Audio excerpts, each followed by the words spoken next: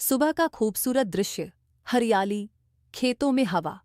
बारिश लौटने के बाद पूरा गांव वो बदल चुका था। सूखे खेत फिर से हरे हो गए थे, तालाब पानी से भर गए थे, पेड़ों पर चिड़ियां चहचहा रही थीं। अब हर घर के बाहर पक्षियों के लिए दाना और पानी रखा जाता था। गांव वाले कहते, ये सब रामू और उन चिड़ियों की वजह से हुआ है। रामू बस मुस्कुरा देता, लेकिन उसे नहीं पता था कि एक नया खतरा गांव की तरफ बढ़ रहा है। एक दिन गांव में बड़ी बड़ी गाड़ियां आईं। कुछ अमीर लोग उतरे। उनके साथ था वही लालची ठाकुर वीरेंद्र। ठाकुर बोला, यही वो जमीन है जहां हम बड़ा फैक्ट्री बनाएंगे। गांव वाले घबरा गए। रामू आगे आया और बोला, अगर फैक्ट्री बनी तो फिर से पेड़ कटेंगे, तालाब सूख जाएंगे और चिड़ियां मर जाएंगी। एक आदमी हंसते हुए बोला, पैसे से बड़ा कुछ नहीं होता किसान। रामू चुप हो गया। उस रात रामू तालाब के पास बैठा था। तभी पीछे से आवाज आई। प्रकृति हमेशा पहले चेतावनी देती है। रामू पीछे मुड़ा। एक बूढ़ा साधु वहां खड़ा था। उसकी आंखें बहुत शांत थीं। वह बोला, अगर इस गांव के आखिरी पुराने बरगद को काट दिया गया तो यह गांव फिर कभी नहीं बचेगा। रामू हैरान रह गया। वह पूछने लगा, आप कौन हैं? लेकिन अचानक वो बूढ़ा गायब हो गया। अगले दिन रामू गांव के बाहर पुराने बरगद के पेड़ के पास गया।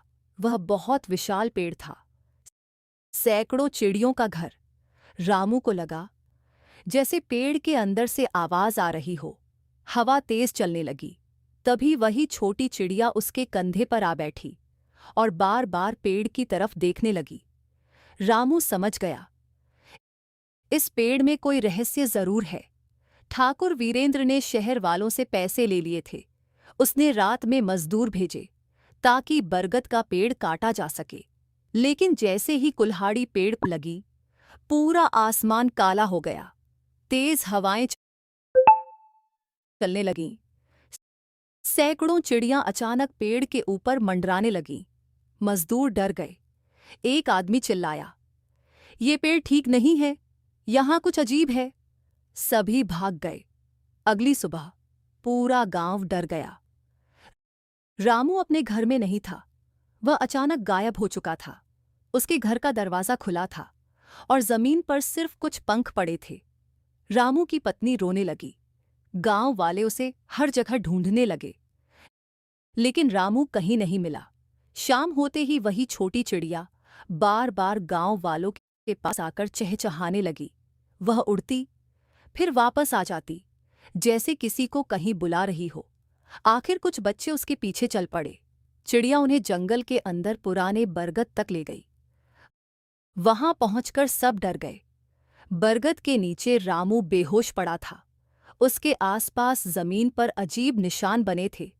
तभी अचानक बरगद के पीछे से वही बूढ़ा साधु बाहर आया। वह बोला, इस पेड़ ने रामू की जान बचाई है। गांव वाले हैरान रह गए। साधु बोला, ये कोई साधारण पेड़ नहीं, इस गांव की आखिरी सांस है। जब जंगल कटे थे तब सिर्फ यही पेड़ बचा था, और चिड़ियां इसलिए इसे नहीं छोड़ती, क्योंकि यही उनकी आखिरी उम्मीद है। उसी समय ठाकुर अपने आदमियों के साथ वहां पहुंच गया। वह चिल्लाया, इस पेड़ को अभी काट दो। जैसे ही मजदूर आगे बढ़े, अचानक तेज बिजली कड़की। पेड़ की एक बड़ी शाखा टूटकर ठाकुर की मशीन पर गिर गई। सब डरकर पीछे हट गए।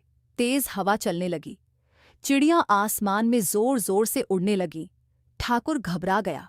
वह चिल्लाया, चलो यहां से। और पहली बार ठाकुर डरकर भाग गया। गांव वाले रामू को घर वापस ले आए। रामू धीरे धीरे होश में आया। उसने कमजोर आवाज में कहा, वो साधु कौन था? लेकिन तभी एक बच्चा बोला, वहां तो कोई नहीं था। रामू चौंक गया।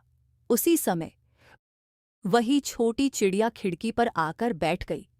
उसके पैर में एक चमकता हुआ पुराना धागा बंधा था, जिस पर एक निशान बना था। रामू ने जैसे ही उसे देखा, उसकी आंखें हैरानी से फैल गईं। रामू धीरे से बोला, ये निशान मेरे पिता का कैसे हो सकता है? कुछ रहस्य सिर्फ प्रकृति जानती है और कुछ कर्ज पीढ़ियों तक चलते हैं। क्या रामू के पिता का चिड़ियों से कोई पुराना रिश्ता था? जानने के लिए देखिए भाग 4 में।